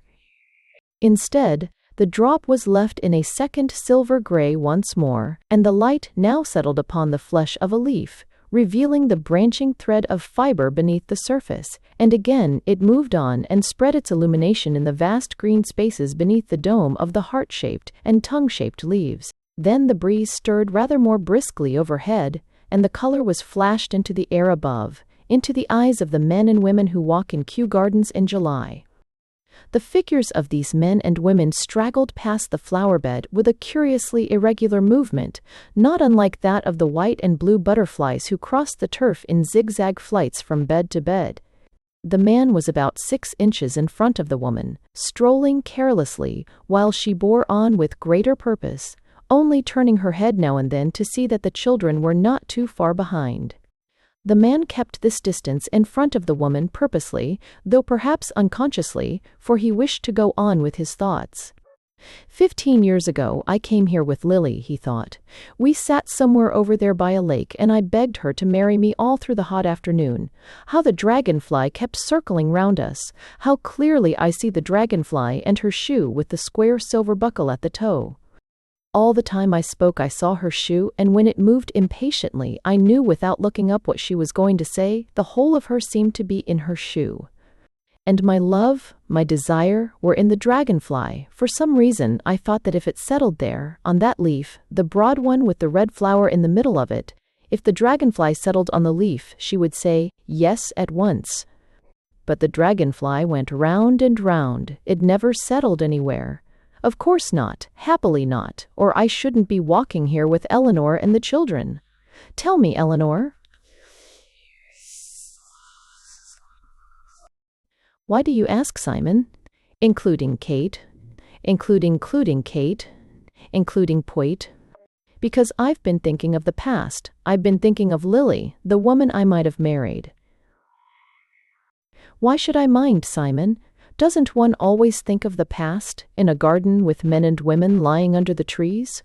Aren't they one's past, all that remains of it, those men and women, those ghosts, lying under the trees, each about one's happiness, one's reality? For me, a square silver shoe buckle and a dragonfly. For me, a kiss. Imagine 6 little girls sitting before their easels 20 years ago, down by the side of a lake, painting the water lilies, the first red water lilies I'd ever seen, and suddenly a kiss, there on the back of my neck. I took out my watch and marked the hour when I would allow myself to think of the kiss for 5 minutes only. It was so precious. The kiss of an old gray-haired woman with a wart on her nose, the mother of all my kisses all my life. Come, Caroline, come, Hubert. They walked on past the flower bed, now walking 4 abreast, and soon diminished in size among the trees, and looked half transparent as the sunlight and shade swam over their backs in large, trembling, irregular patches.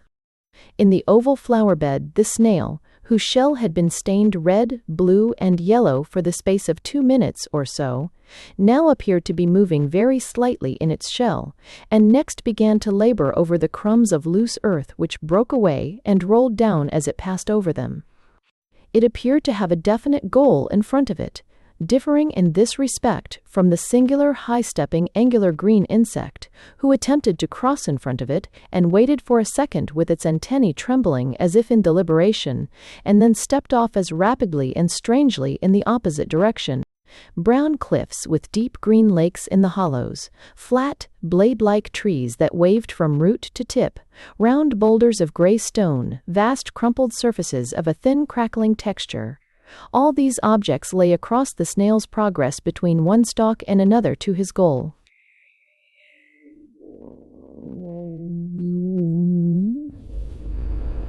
Before he had decided whether to circumvent the arched tent of a dead leaf, or to breast it there, came past the bed, the feet of other human beings.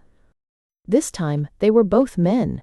The younger of the two wore an expression of perhaps unnatural calm.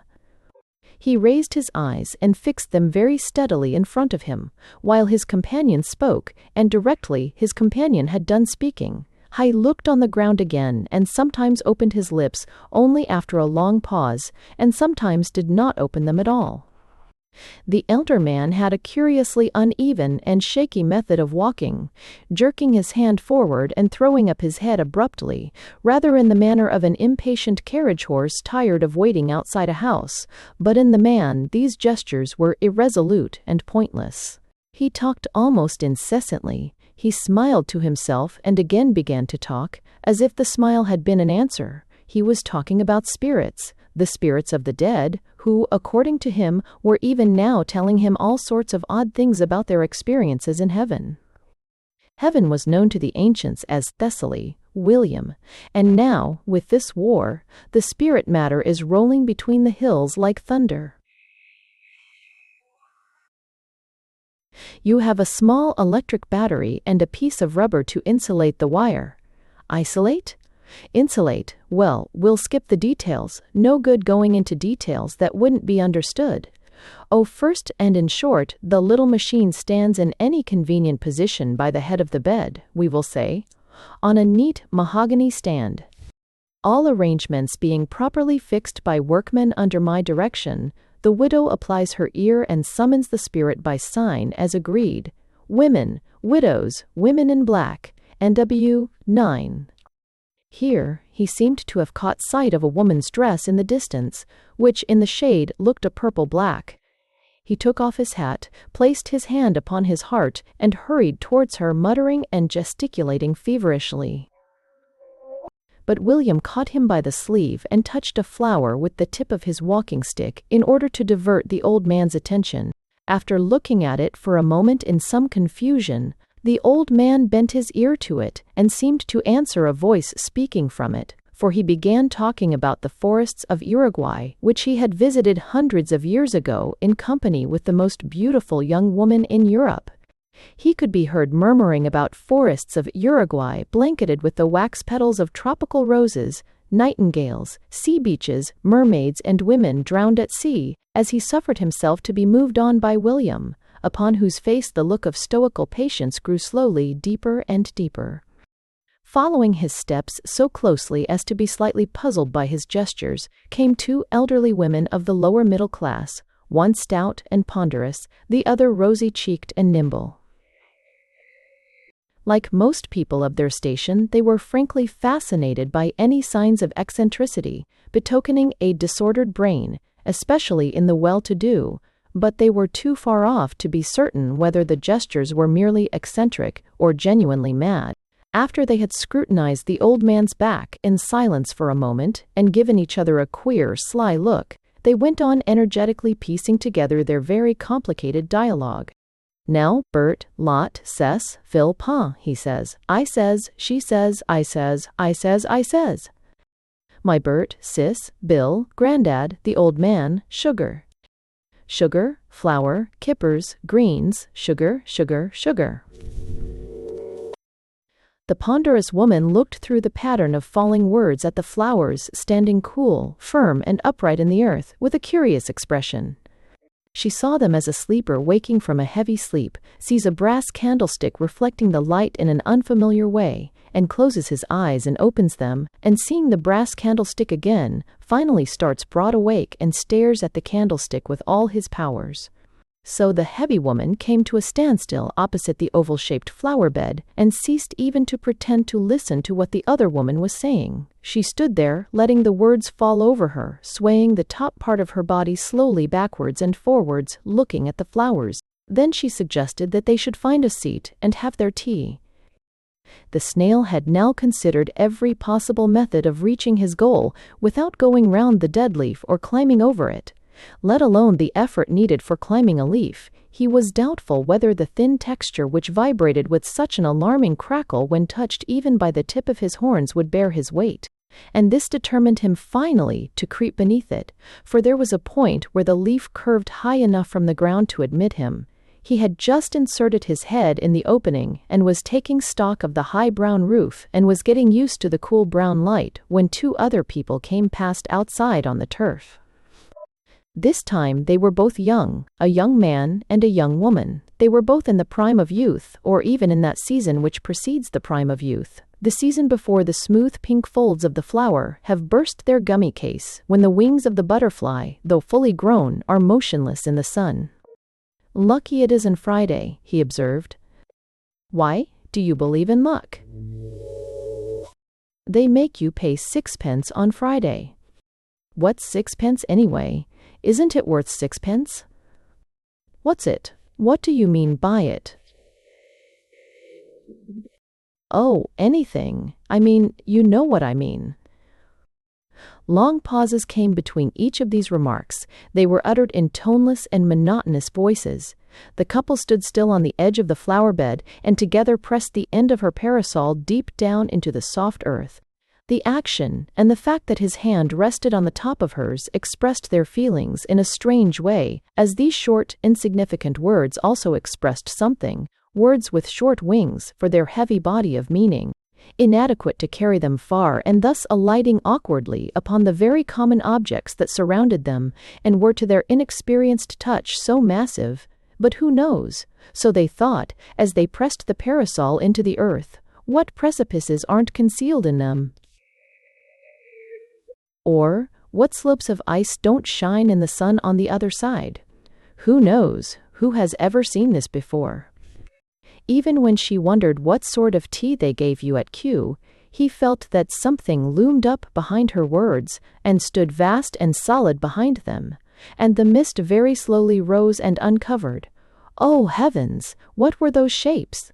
Little white tables and waitresses who looked first at her and then at him. And there was a bill that he would pay with a real 2-shilling piece, and it was real, all real, he assured himself, fingering the coin in his pocket. Real to everyone except to him and to her. Even to him it began to seem real. And then? But it was too exciting to stand and think any longer, and he pulled the parasol out of the earth with a jerk and was impatient to find the place where one had tea with other people, like other people. Come along, Trissy, it's time we had our tea. Wherever does his age tea? She asked with the oddest thrill of excitement in her voice, looking vaguely round and letting herself be drawn on down the grass path, trailing her parasol, turning her head this way and that way, forgetting her tea, wishing to go down there and then down there, remembering orchids and cranes among wild flowers, a Chinese pagoda and a crimson-crested bird, but he bore her on. Thus one couple after another, with much the same irregular and aimless movement, passed the flower bed, and were enveloped in layer after layer of green-blue vapor, in which at first their bodies had substance and a dash of color, but later both substance and color dissolved in the green-blue atmosphere.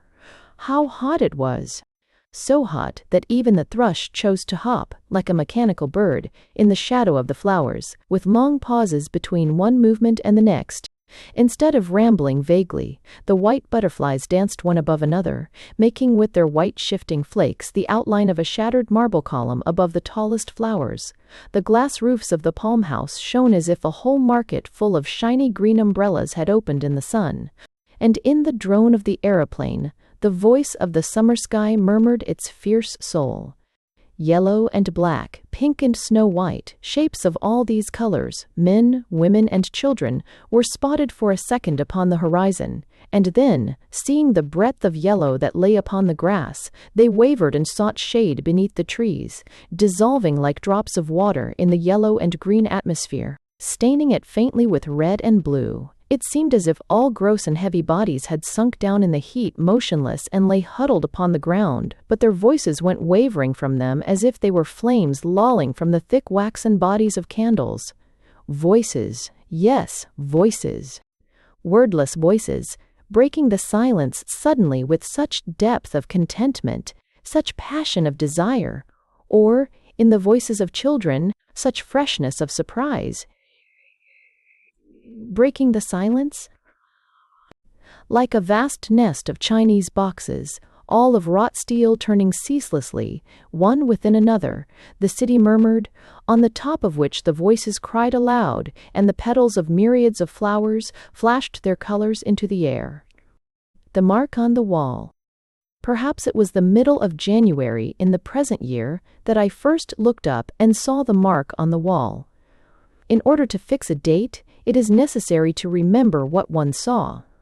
So now I think of the fire, the steady film of yellow light upon the page of my book, the 3 chrysanthemums in the round glass bowl on the mantelpiece. Yes, it must have been the winter time, and we had just finished our tea, for I remember that I was smoking a cigarette when I looked up and saw the mark on the wall for the first time. I looked up through the smoke of my cigarette, and my eye lodged for a moment upon the burning coals, and that old fancy of the crimson flag flapping from the castle tower came into my mind, and I thought of the cavalcade of red knights riding up the side of the Black Rock. Rather to my relief, the sight of the mark interrupted the fancy, for it is an old fancy, an automatic fancy, made as a child perhaps. The mark was a small round mark, black upon the white wall, about 6 or 7 inches above the mantelpiece. How readily our thoughts swarm upon a new object, lifting it a little way, as ants carry a blade of straw so feverishly, and then leave it. If that mark was made by a nail, it can't have been for a picture, it must have been for a miniature. The miniature of a lady with white powdered curls, powder-dusted cheeks, and lips like red carnations. A fraud, of course, for the people who had this house before us would have chosen pictures in that way. An old picture for an old room. That is the sort of people they were. Very interesting people, and I think of them so often in such queer places, because one will never see them again, never know what happened next. They wanted to leave this house because they wanted to change their style of furniture, so he said, and he was in process of saying that in his opinion art should have ideas behind it when we were torn asunder. As one is torn from the old lady about to pour out tea, and the young man about to hit the tennis ball in the back garden of the suburban villa, as one rushes past in the train. But as for that mark, I'm not sure about it. I don't believe it was made by a nail. After all, it's too big, too round for that. I might get up, but if I got up and looked at it, 10 to 1 I shouldn't be able to say for certain, because once a thing's done, no one ever knows how it happened. Oh, dear me. The mystery of life, the inaccuracy of thought, the ignorance of humanity. To show how very little control of our possessions we have. What an accidental affair this living is after all our civilization. Let me just count over a few of the things lost in one lifetime, beginning, for that seems always the most mysterious of losses. What rat would nibble? 3 pale blue canisters of bookbinding tools. Then there were the bird cages, the iron hoops, the steel skates, the Queen Anne coal scuttle, the bagatelle board, the hand organ, all gone, and jewels too. What a scraping paring affair it is, to be sure. The wonder is that I've any clothes on my back, that I sit surrounded by solid furniture at this moment.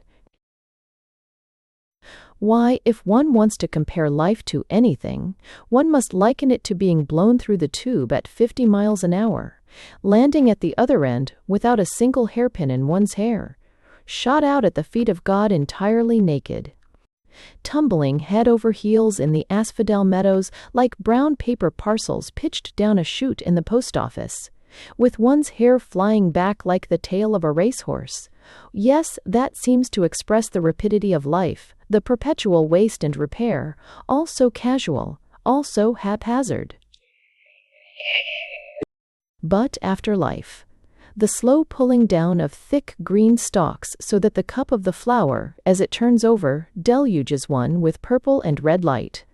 Why, after all, should one not be born there, as one is born here, helpless, speechless, unable to focus one's eyesight, groping at the roots of the grass, at the toes of the giants? As for saying which are trees, and which are men and women, or whether there are such things, that one won't be in a condition to do for 50 years or so. There will be nothing but spaces of light and dark, intersected by thick stalks, and rather higher up perhaps, rose-shaped blots of an indistinct color, dim pinks and blues, which will, as time goes on, become more definite, become I don't know what. And yet that mark on the wall is not a hole at all. It may even be caused by some round black substance, such as a small rose leaf, left over from the summer, and I, not being a very vigilant housekeeper, look at the dust on the mantelpiece, for example, the dust which, so they say, buried Troy 3 times over, only fragments of pots utterly refusing annihilation. As one can believe. The tree outside the window taps very gently on the pane. I want to think quietly, calmly, spaciously, never to be interrupted, never to have to rise from my chair, to slip easily from one thing to another, without any sense of hostility or obstacle. I want to sink deeper and deeper, away from the surface with its hard separate facts. To steady myself, let me catch hold of the first idea that passes. A man who sat himself solidly in an armchair and looked into the fire, so. He leant his forehead on his hand, and people, looking in through the open door, for this scene is supposed to take place on a summer's evening. But how dull this is, this historical fiction! It doesn't interest me at all. I wish I could hit upon a pleasant track of thought, a track indirectly reflecting credit upon myself, for those are the pleasantest thoughts, and very frequent even in the minds of modest mouse-colored people, who believe genuinely that they dislike to hear their own praises. They are not thoughts directly praising oneself, that is the beauty of them, they are thoughts like this. And then I came into the room. They were discussing botany. I said how I'd seen a flower growing on a dust heap on the side of an old house in Kingsway. The seed, I said, must have been sown in the reign of Charles I. What flowers grew in the reign of Charles I? I asked. But I don't remember the answer. Tall flowers with purple tassels to them, perhaps. And so it goes on. All the time I'm dressing up the figure of myself in my own mind, lovingly, stealthily, not openly adoring it. For if I did that, I should catch myself out and stretch my hand at once for a book in self-protection. Indeed, it is curious how instinctively one protects the image of oneself from idolatry or any other handling that could make it ridiculous, or too unlike the original to be believed in any longer. Or is it not so very curious after all? It is a matter of great importance. Suppose the looking-glass smashes, the image disappears, and the romantic figure with the green of forest depths all about it is there no longer, but only that shell of a person which is seen by other people. What an airless, shallow, bald, prominent world it becomes. A world not to be lived in. As we face each other in omnibuses and underground railways, we are looking into the mirror. That accounts for the vagueness, the gleam of glassiness in our eyes. And the novelists in future will realize more and more the importance of these reflections, for of course there is not one reflection, but an almost infinite number. Those are the depths they will explore, those the phantoms they will pursue, leaving the description of reality more and more out of their stories, taking a knowledge of it for granted as the Greeks did and Shakespeare perhaps. But these generalizations are very worthless. The military sound of the word is enough. It recalls leading articles, cabinet ministers, a whole class of things indeed, which as a child one thought the thing itself. The standard thing, the real thing, from which one could not depart, save at the risk of nameless damnation. Generalizations bring back somehow Sunday in London, Sunday afternoon walks, Sunday luncheons, and also ways of speaking of the dead, clothes, and habits, like the habit of sitting all together in one room until a certain hour, although nobody liked it. There was a rule for everything. The rule for tablecloths at that particular period was that they should be made of tapestry with little yellow compartments marked upon them, such as you may see in photographs of the carpets in the corridors of the royal palaces. Tablecloths of a different kind were not real tablecloths. How shocking, and yet how wonderful it was to discover that these real things, Sunday luncheons, Sunday walks, country houses, and tablecloths were not entirely real, were indeed half phantoms, and the damnation which visited the disbeliever in them was only a sense of illegitimate freedom. What now takes the place of those things, I wonder, those real standard things? Men, perhaps, should you be a woman, the masculine point of view which governs our lives, which sets the standard, which establishes Whitaker's table of precedency, which has become, I suppose, since the war, half a phantom to many men and women, which soon, one may hope, will be laughed into the dustbin where the phantoms go, the mahogany sideboards and the Landseer prints, gods and devils, hell and so forth, leaving us all with an intoxicating sense of illegitimate freedom. If freedom exists.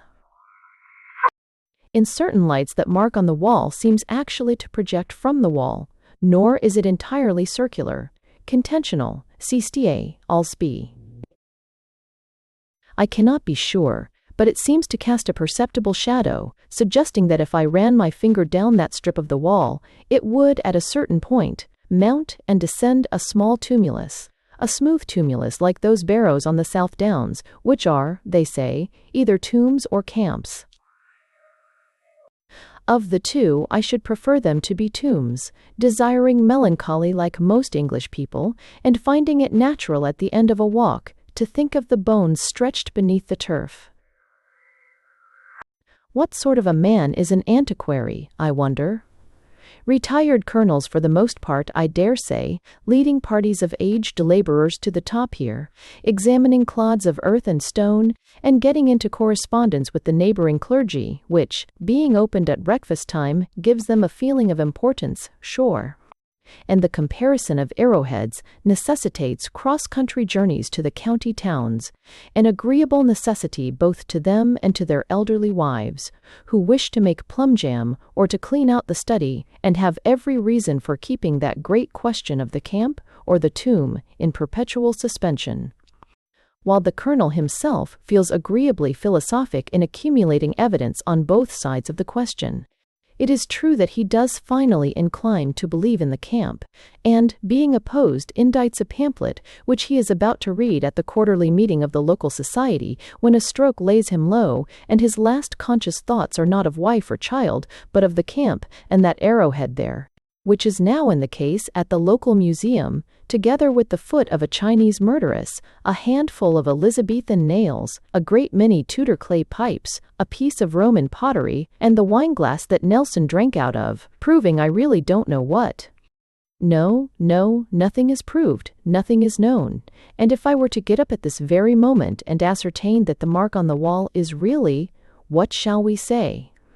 The head of a gigantic old nail, driven in 200 years ago, which has now, owing to the patient attrition of many generations of housemaids, revealed its head above the coat of paint, and is taking its first view of modern life in the sight of a white-walled, firelit room.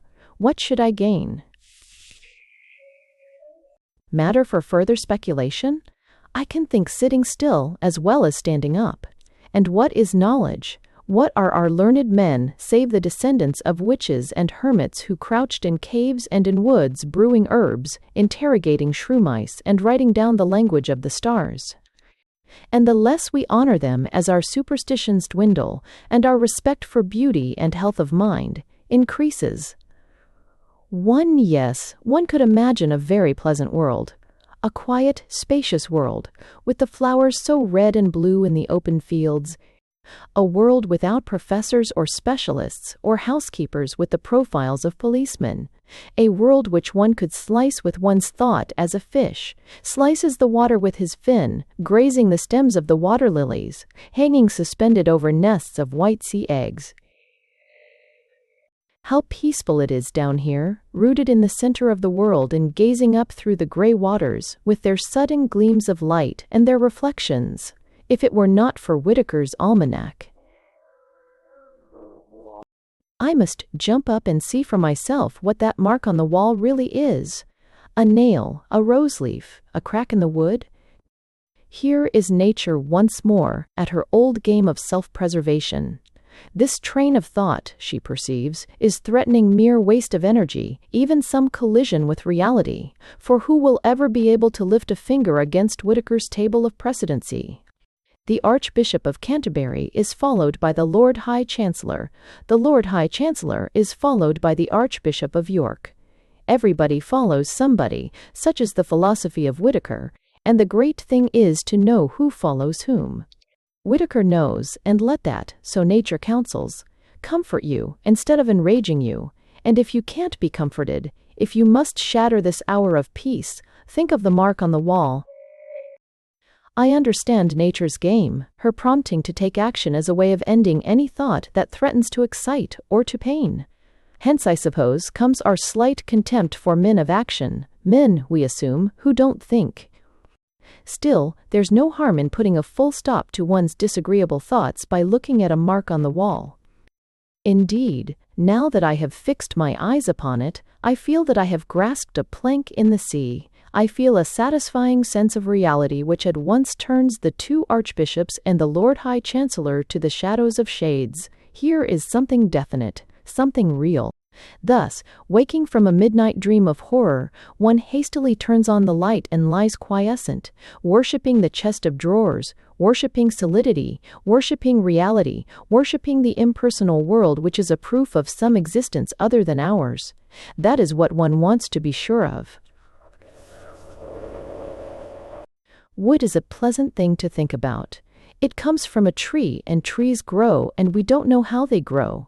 For years and years they grow, without paying any attention to us, in meadows, in forests, and by the side of rivers, all things one likes to think about.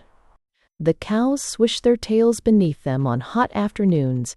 They paint rivers so green that when a moorhen dives, one expects to see its feathers all green when it comes up again. I like to think of the fish balanced against the stream like flags blown out, and of water beetles slowly raising domes of mud upon the bed of the river. I like to think of the tree itself, first the close dry sensation of being wood, then the grinding of the storm, then the slow, delicious ooze of sap. I like to think of it, too, on winter's nights, standing in the empty field with all leaves close furled, nothing tender exposed to the iron bullets of the moon, a naked mast upon an earth that goes tumbling, tumbling, all night long. The song of birds must sound very loud and strange in June, and how cold the feet of insects must feel upon it, as they make laborious progresses up the creases of the bark, or sun themselves upon the thin green awning of the leaves, and look straight in front of them with diamond-cut red eyes. One by one, the fibers snap beneath the immense cold pressure of the earth. Then the last storm comes and, falling, the highest branches drive deep into the ground again. Even so, life isn't done with. There are a million patient, watchful lives still for a tree, all over the world, in bedrooms, in ships, on the pavement, lining rooms, where men and women sit after tea smoking cigarettes.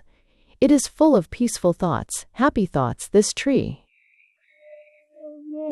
I should like to take each one separately, but something is getting in the way. Fine eat, Sue. Where was I? What has it all been about? A tree? A river? The downs? Whitaker's Almanac? The fields of asphodel? I can't remember a thing. Everything's moving, falling, slipping, vanishing. Someone is standing over me and saying, "I'm going out to buy a newspaper." Good guy, Amber, customer, people into aided formations. Though it's no good buying newspapers. 1WIM. Nothing ever happens. Curse this war. God damn this war. All the same, I don't see why we should have a snail on our wall. Ah, the mark on the wall. It was a snail.